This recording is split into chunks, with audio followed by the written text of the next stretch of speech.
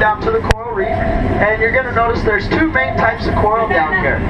You're going to notice that there's this coral that's sticking up out of the ground that looks kind of like a whole bunch of sticks. That is known as finger coral, and it looks like the bluefin trevally are already coming by to say hi. If you look at these larger bluefish swimming down the side of the sub, those are our apex predators of the water. Now, if you guys are on the right-hand side of me, you guys are going to be on the port side of the submarine, okay? Can you guys say port side? Port side. All right, you guys that are on the left side are going to be on starboard side. Can I at least get one starboard side? Starboard! All right, that was better than one, right? Well, if I identify anything, say from the port or starboard side, that way you guys kind of have an idea of where I'm looking at it from.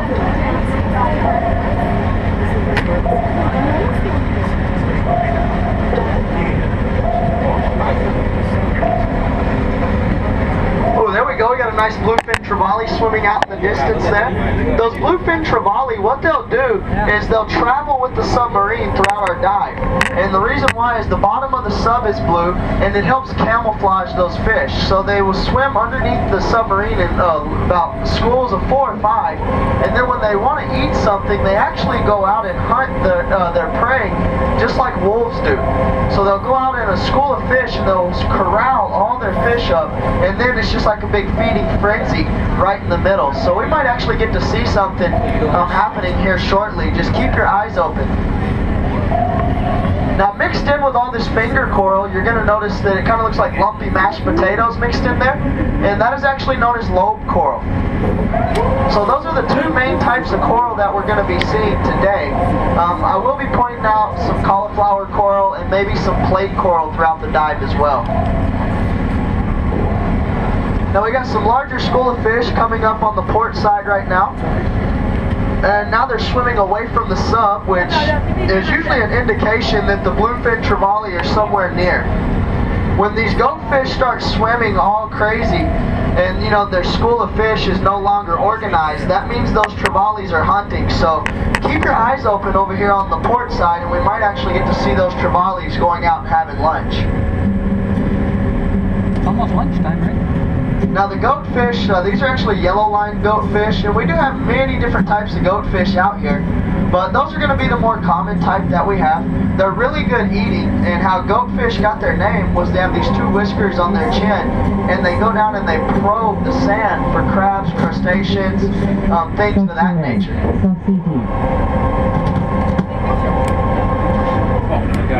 Check out this one down below.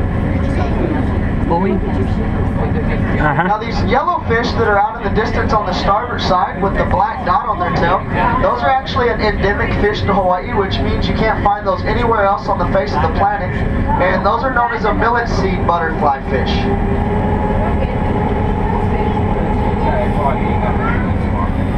Now the goatfish that you're seeing out here, they not only travel in schools for protection, but it also helps them navigate through the water faster as well. You know how like when you see a NASCAR race, how you got the one car following really close to the one in front of it? Well, that's what these fish do, is they use the fish's draft in front of them to help them travel through the water. Oh, that bluefin trevally just came back under the sub. Now you're noticing there's some smaller fish down here that have a yellow tail with these horizontal stripes going down their body. Those are actually known as a blue-line snapper. And those were a fish that was actually brought out here from Tahiti back in the 1950s. Now they were brought out here originally for a food source, and down in Tahiti the water's a little bit warmer, so these fish get to be about 5 to 7 pounds. To where here in Hawaii our water's a little cooler, so they only get to be about 1 to 3 pounds. These blue line snappers that you're seeing are not very popular with a lot of the commercial fishermen, but they are really popular for local fishermen that are going out just to say like fish to feed the family kind.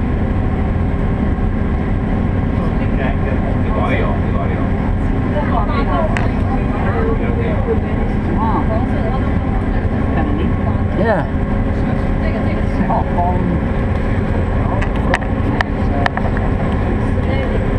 Tammy and Charlie over there.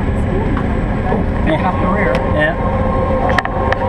Hey, check out the blue one there. Yeah. Bluefin trevally. it's like, hey, I'd go check that out too. Yeah. Looks like grub. Hey, it's lunchtime. Look at them scatter. Yeah. So right now we got some more of those ta'ape, or blue line oh, now we got the trevallies out hunting. See the trevally up here on the top? Yeah. Yep. Oh, he's right down there on the bottom too, you guys. Yep. These things actually, on the starboard side, these things actually strike so fast that you won't even see what it eats. You'll just see the fish strike and that's it. Huh. Oh, this is National Geographic Live right here, you guys. Yeah. Notice how the school of fish is all spread out now over here on the starboard side? Once these predator fish come in, the fish get all disoriented and they just start going any which way they can to try to get out of the way of the person eating them. Where are they at? Where are they at? They must have went back under the sub for now.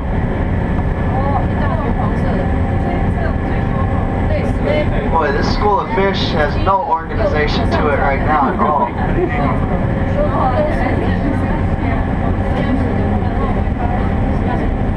Where's the leader? Usually the ta'ape and goatfish don't really school up together unless of course they're getting ready to be eaten. And the reason why they school up together is because, you know, if they're in one large school, they actually portray a lot larger image than what they are. So a lot of these goatfish and say blue line snappers, it's not that they're good friends, but they will tolerate each other if it means saving each other's life. We always like to say out here, a good neighbor in the ocean is somebody that don't eat you.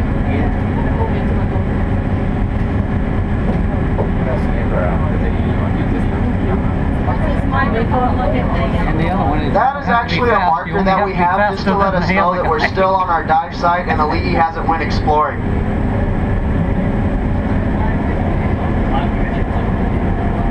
You notice I didn't say Ali'i gets lost. We don't get lost, we just explore in the sub.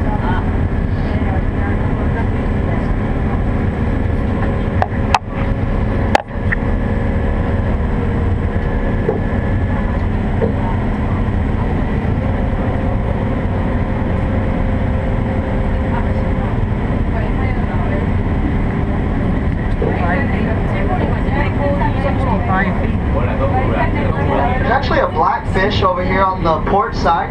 It's kind of the shape of a watermelon seed with a white and blue stripe on his tail. Those are actually known as a pink-tailed triggerfish. And believe it or not, that's a great example of how the color actually changes as you come down into the water columns. That fish right there where the white and blue is would normally have a pink color on the back side of his tail. But because the natural lighting gets bent through the water column so many times, by the time we get to 65 feet, you start to lose a lot of your natural colors. Were there anybody that had any reds on when we first got on the vessel? I know there were a few of us. And it's not pink anymore, huh? It's maybe like a purple or a violet color. Yep. Yeah, so I mean, you'll notice that with your pinks and your reds. Your reds a lot of time will turn to browns, or maybe like a maroon color, to where your pinks a lot of time will turn to like that purplish color. And that's just, you know, all that, we don't really have too much natural lighting down here. This is basically what the ocean allows us to have. And that's, you know, that kind of brings up another good point to why we're not seeing the bright red, vibrant colors of the coral reef. Now keep your eye open on the port side. See that blue fish swimming out, you guys?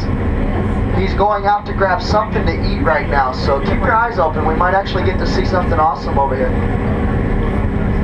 He's coming over here now. Yeah, see, he's out there eating right now, you guys. Look, turn around, look on the starboard side. He's out there searching right now.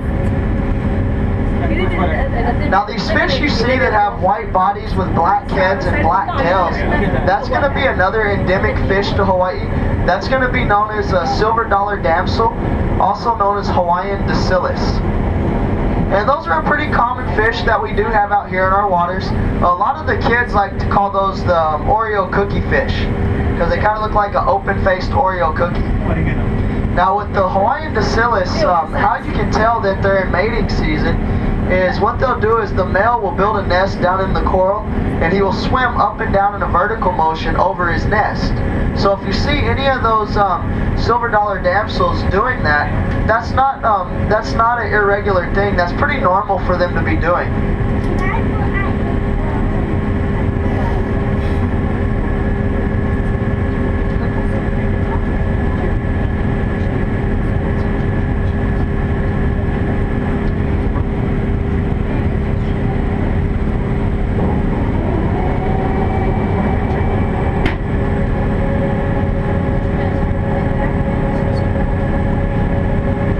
Lucky out here in Hawaii, about 20 to 30% of the fish that we see out here can't be found anywhere else in the world. And then of course the rest of the fish that are out here were just brought over throughout the years of people migrating here and things to that nature. A real common fish you'll see out here eating off the coral is going to be a small yellowfish.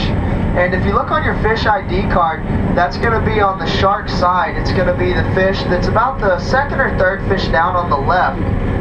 And that is actually known as a yellow tang. That actually played a big part in Hawaii's history that was down there?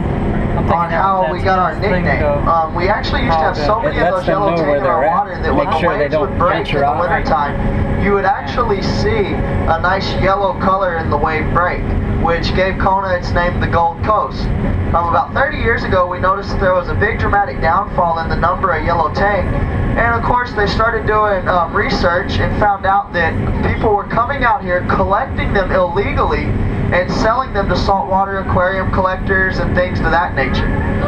So now they've got a lot of rules, laws, and regulations on how many you can take. You've got to pull all types of permits and all this kind of stuff just to be able to take any fish out of our Hawaiian waters. And then with the yellow tang, they actually have some areas to where it's okay to take them, and then other areas to where it's like a marine sanctuary, like right here. You can't take them, and if you get caught, you suffer the chances of getting very hefty fines, if not jail time.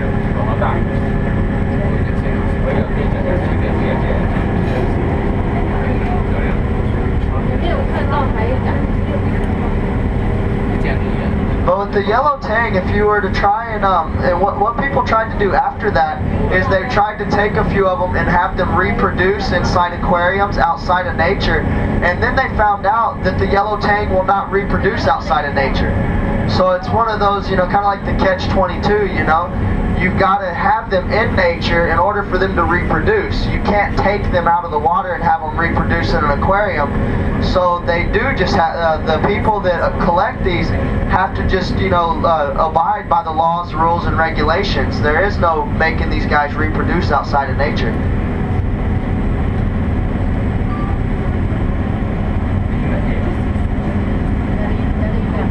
Got a lot of these silver dollar damsels over here on the port side right now.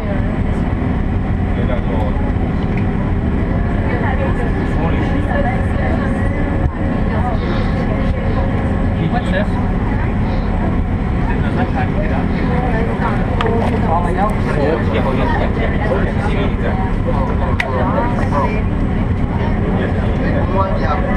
Trevally.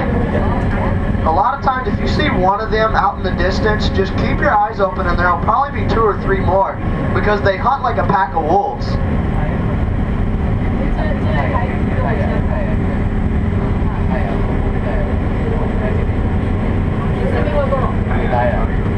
Now you'll see that we got some of these black fish out in the distance, kind of like the shape of watermelon seeds. They're solid black, but believe it or not, their natural color is lavender. They're known as lavender tang, and they really don't get in schools like this unless they're getting ready to reproduce. And how they reproduce is what's called free spawning. And basically the females will release the eggs into the water column, and then the males will come by and fertilize those. Had a lady the other day that referred to it as the Woodstock for fish. I guess that's a good political way of putting it out there.